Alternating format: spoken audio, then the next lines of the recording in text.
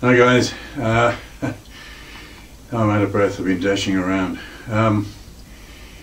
This is another sort of filler video really. No major amount of machining yet, I've just got too much going on.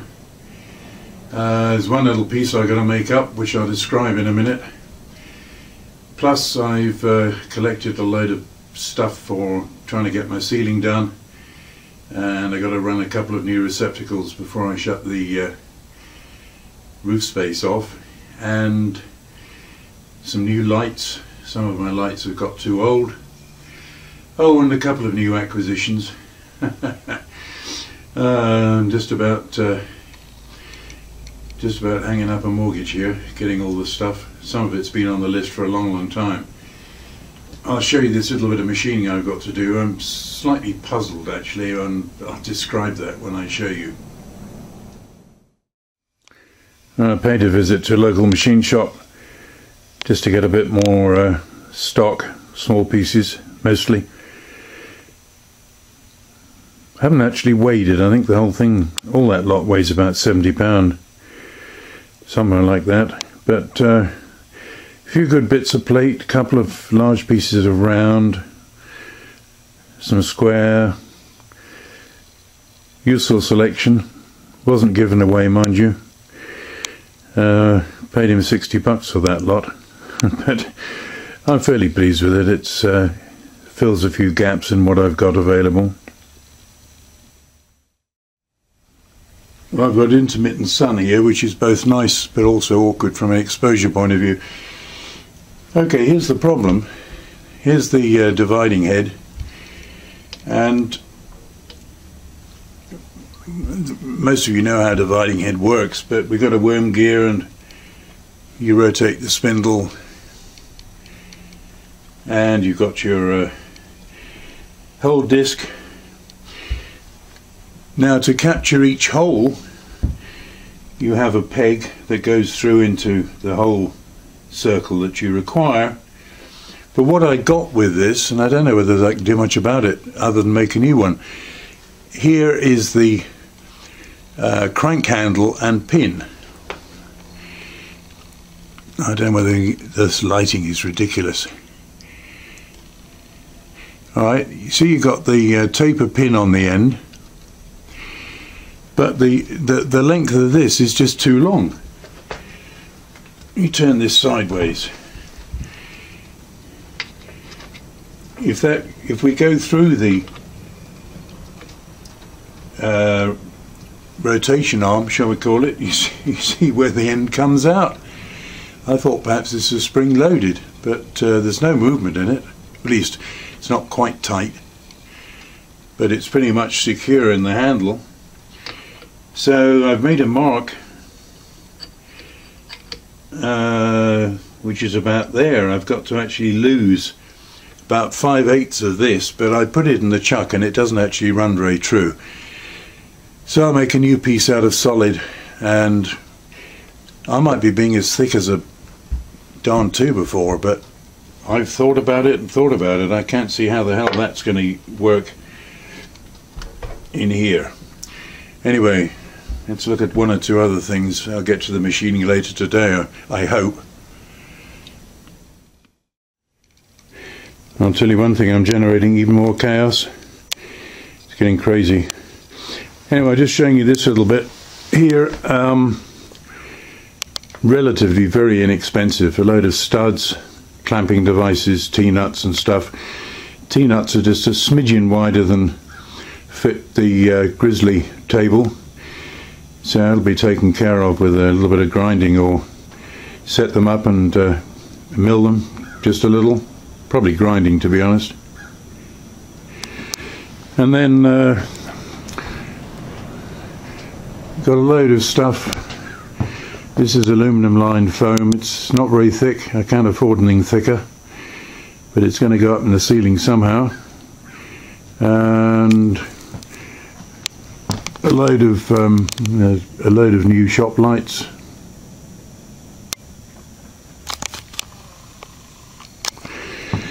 And then we got this fella, Eastwood 200 TIG. I haven't had a chance to check it out yet. I don't know when I will find time, so I hope it works. And reviews on it are reasonable. I did see one video where somebody had a problem and had to send it back. It's almost, it just about fits, fortunately, on this cheaper Harbour Freight welding buggy. So we'll check that out soon. Anyway, the next thing is to machine up this piece for the dividing head. Then I must get on with the sealing, etc. Right, I've got a piece of 25mm in here, and there are two critical dimensions. One is here, which goes through the spindle rotating arm, and then the tip for the whole wheel. So I think what we're going to do is turn down to get this main diameter, try and get that one right, and then we'll work on the tip. I've got a very old profile cutter I made probably 20 plus years ago. I'm hoping that'll do to get this, and that's pretty critical.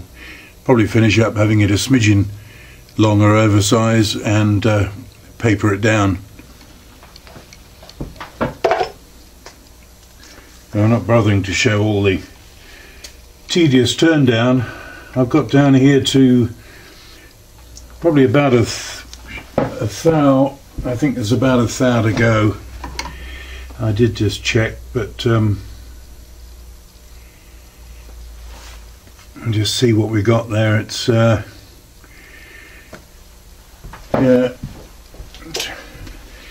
it's 2 thou shy, but I want this to be a really good fit, so I'm going to put a little chamfer on here and then a bit of polish and keep trying it.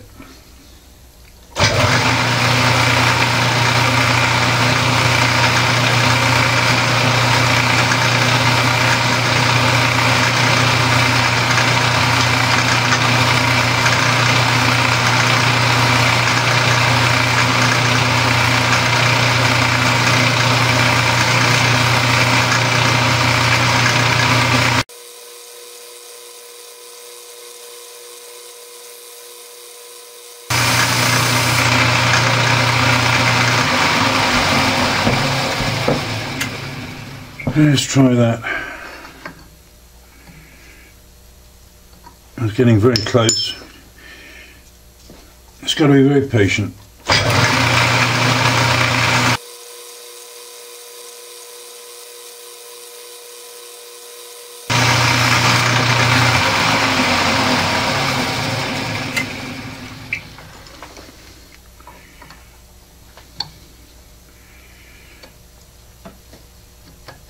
Very close. Just got to keep going till I get it right. It's got to be a good fit in there to keep the index pin from wobbling around. Alright, well, we're on.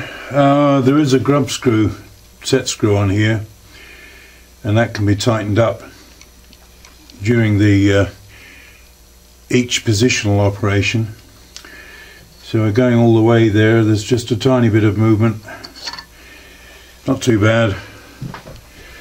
Now I just got to take a light cut down here, leave it a bit plus, cut off, and then we'll turn it round. Well, no, then we'll go in a 4-jaw to do this end, which is a bit critical. I don't want this to be chattering more than necessary. So we'll move on, just take this down a little.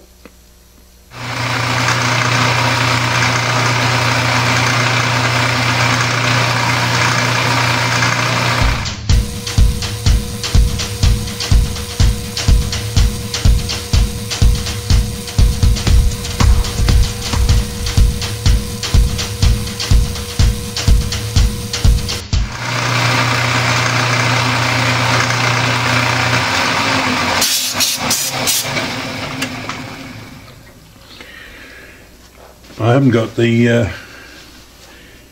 live centre in, so even with this diameter there's a little bit of spring, which is why I got some reverse cut. I don't have a hole in the end here because that's where I've got to make the pin. So I'm just taking this diameter down a bit. We're going to knurl there, and you'll see what we're going to do when we get to it. It's probably enough. We'll just put a little chamfer on there.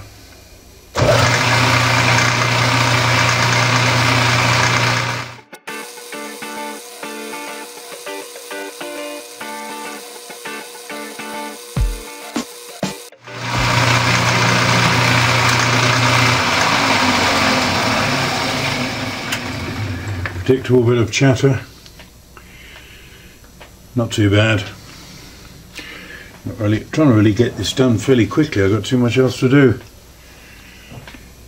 Just flip this round and face it off, a little bit of chamfer, and then we can deal with that later to put a bit of knurl on it, or not, probably.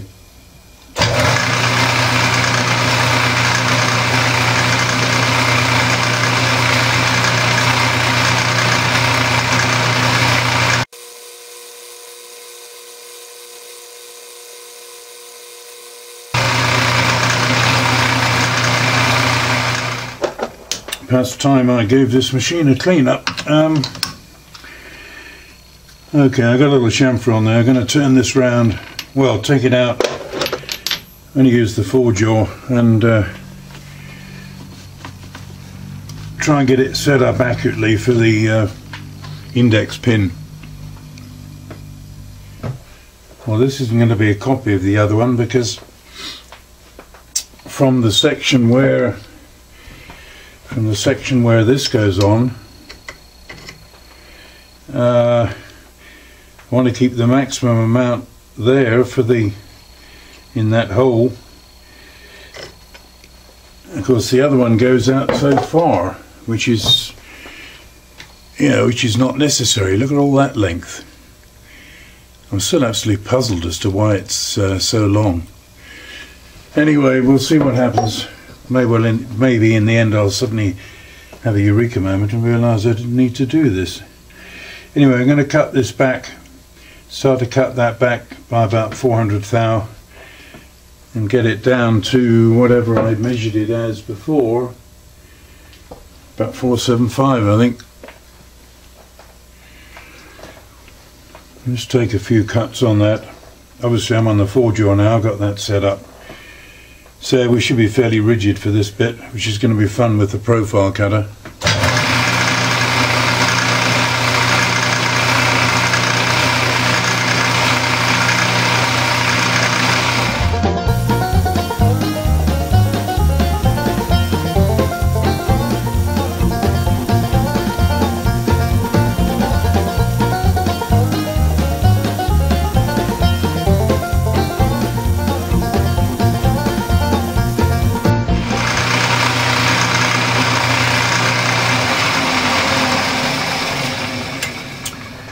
I just put a little chamfer on there, change tools and tie that up. Then we got some fun and games. Alright, now this final end, not sure whether I want to grind another cutter, actually, a smaller one, because the one that I've got, unless I can use part of it, is as I said earlier, I made this a long time ago. I think it's a bit big. So I'm just going to see if I can do anything with it. Otherwise I'll have to cut something a bit smaller. I think I want something a smaller radius. I can't totally copy the other piece exactly as it is. The main thing is to get the index peg. Well, I've ground this in a real hurry and I've got it on center, but it's not totally flat on top. I've given it a bit of back relief. Anyway, here goes nothing. We'll see what happens.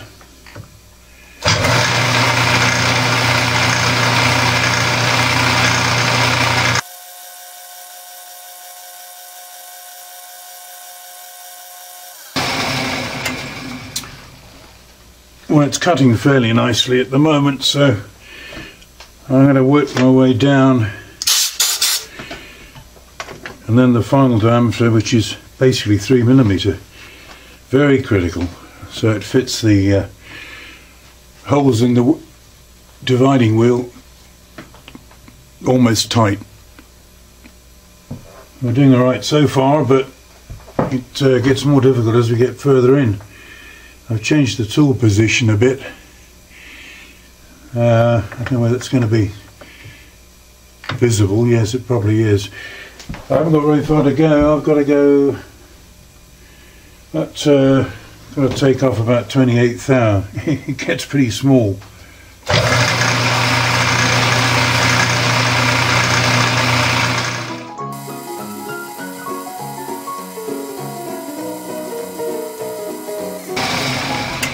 Well, that's 20. I'll see where we are, because the last stage is super critical. Got to be very, very careful not to screw up at this stage.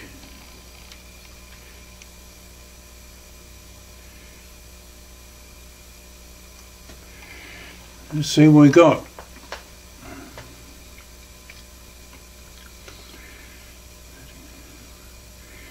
It's 137. 137. 117. About 8 or 10 thou to go. So I'm going to stop just short, and then we'll use some paper on it and test it for fit. And probably finally I'll put a case hardening on there just to toughen it up. So let's take another 5 and reassess when it gets to this stage.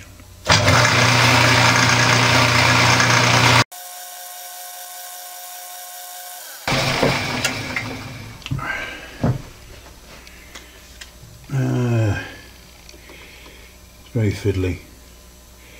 Very fiddly. Got to have about 332 that's parallel, which is probably what we're going to get. Enough, even a bit more. Uh, 126. Alright, let's just do this last little bit. Well, hopefully this will be about the last cut. Very close to what we want.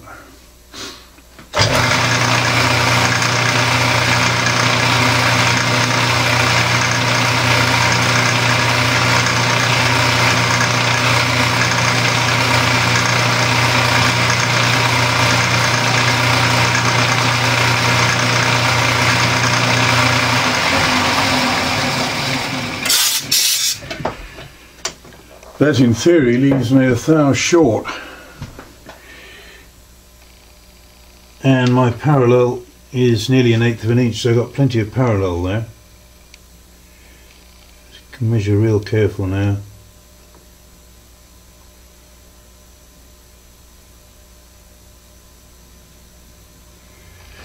Well, it's about a thou oversize at the moment.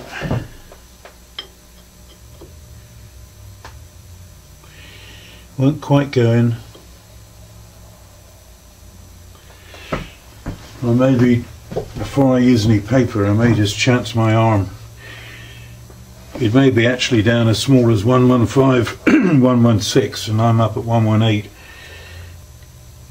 So I'm just going to take a real light touch.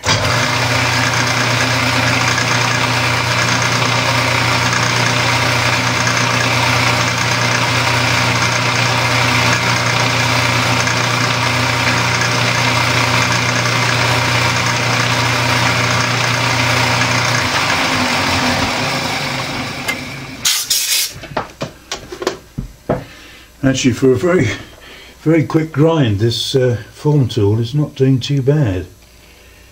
Nice piece of HSS.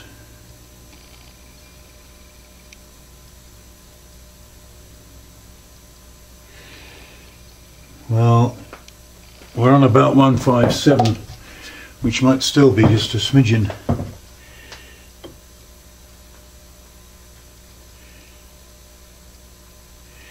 Yep. So I'll take a life in our hands and go another half thou. This is where it gets hairy.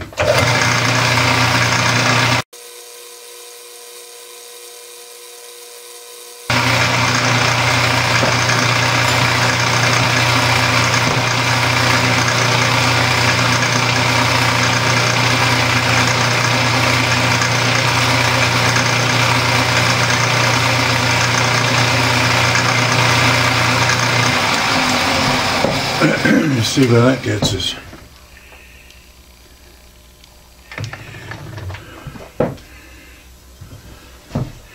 Bad on the nerves, this sort of stuff. Yep, I think it has got to go to 115, which is what the original was. Let's just check it. I'm just going to get this final bit done. I won't bore you with that. Alright, well, that's actually got me there. That goes into the hole on the dividing plate about the same as the original, which still puzzles the hell out of me. So I've got to turn this round and just put a bit of knurl on the other end.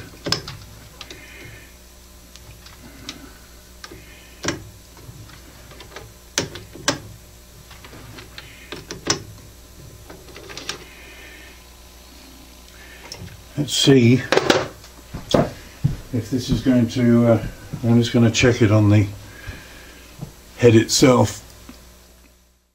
Alright, I got this on its side, and coming a bit tighter there.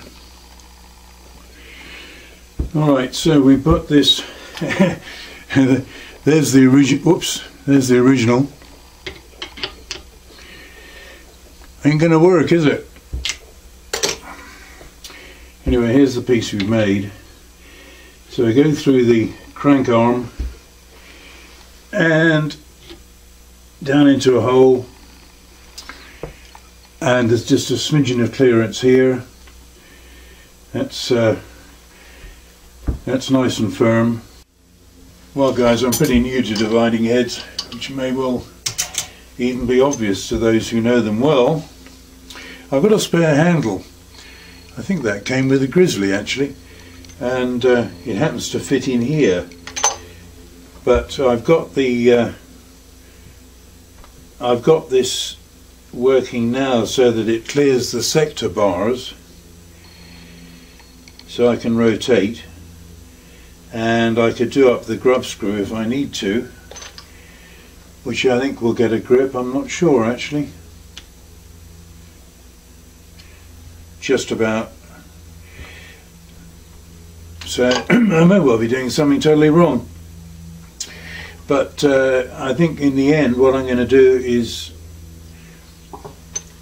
fit this handle and take that out and do my rotation with the handle, and then put this back in. I've got that set up at the moment to go nicely. I don't know whether you can see that. Let me see if I can get in real close. Alright, this is just to show the... I'm trying to get enough light on this, which is always a problem.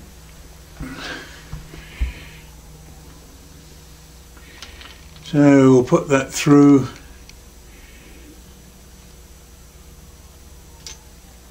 There's enough light there to see. See, that just goes in the hole. And then it's pretty damn firm. So from an indexing point of view, I'm happy with that. Well, it's another day, and I've just put a partial knurl on this piece for the dividing head. It doesn't need to be very deep. I haven't even raised a full diamond. It'll be quite enough to give a little bit of grip and decoration. That's about all. And there's just one little bit of extra pass for facing. It looks like I didn't catch just a little bit there, so I just tidy that up and then I'm done with the damn thing, although I'm going to put a bit of case hardening on the pin. Well, to save getting the oxy acetylene set up, I'm going to see if I can get enough heat in this with the MAP gas and give it a plunge into my old case knit, which is carbon bone meal sort of mix.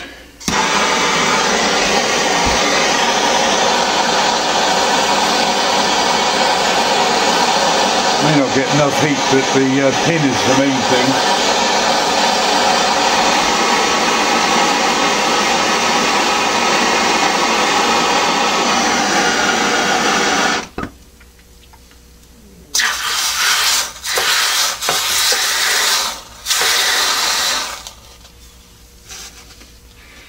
Okay, let's see, get this cooled off.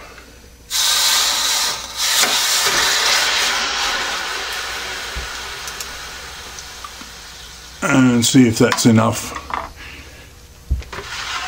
So the pin is really what matters. See if I can pick that up.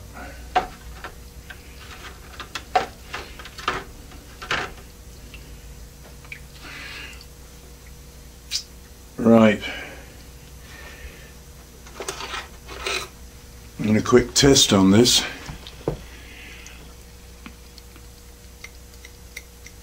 Scratch test. You can tell that by the sound. That's pretty much hardened up. Let's just dry that off.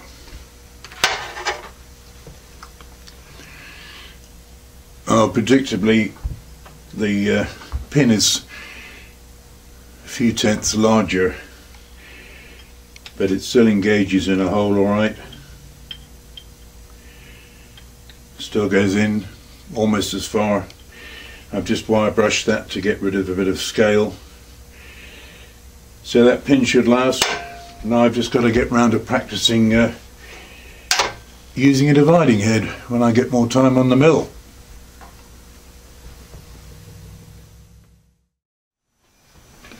Well guys, I don't know whether this is going to work. I've got to test this TIG.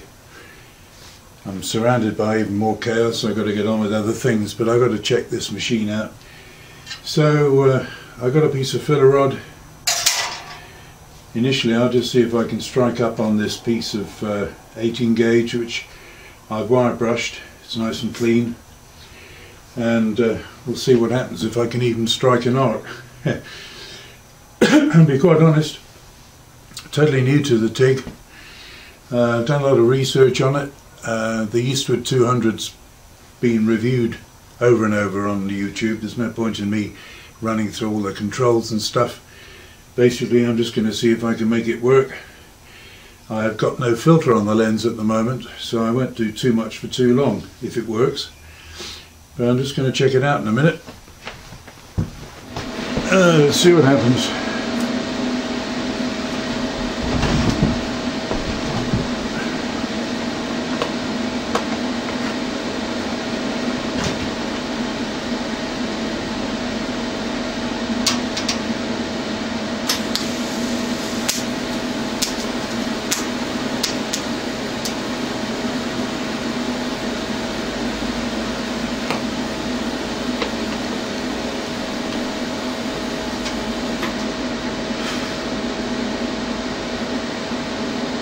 That was just what I call a hot run, burnt through at the beginning.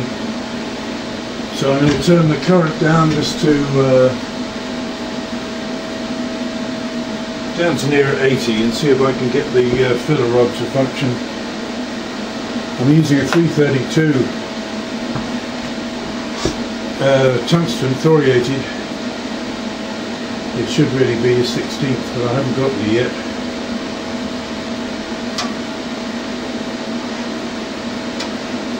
See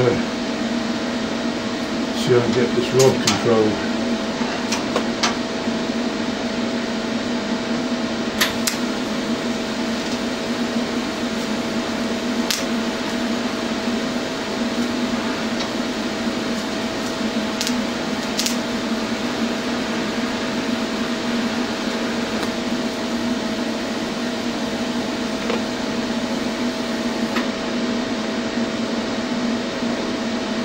Yeah.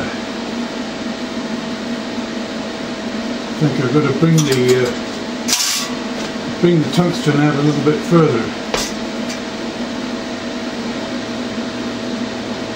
That feels firm, so I'll just try again. I've got the smallest cup on as well, and I'm not sure whether I'm getting quite the envelope of shielding that I want.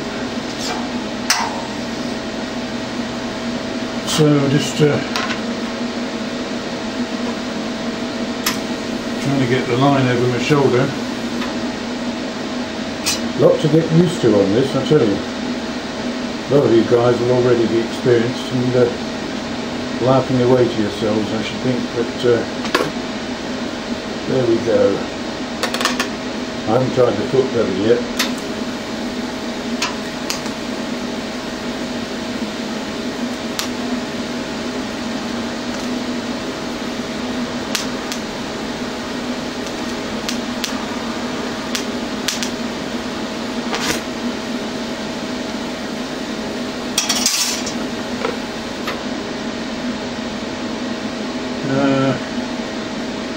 It's interesting. So we'll see, not getting it right yet. Let's try one more. Anyway, the main thing was to establish this thing works.